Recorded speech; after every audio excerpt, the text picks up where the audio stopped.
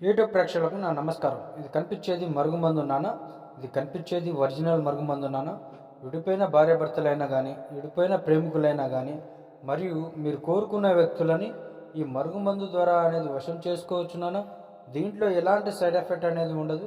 ఈ మందు వచ్చేసి ఎలా వాడాలంటే చెప్పులకు కానీ, బట్టలకు కానీ, తలకు కానీ, ఒంటికి కానీ, వాళ్ళు ముట్టుకునే వస్తువులకు కానీ, తినే తాగే వాటిల్లో పెట్టొచ్చు నాన్న.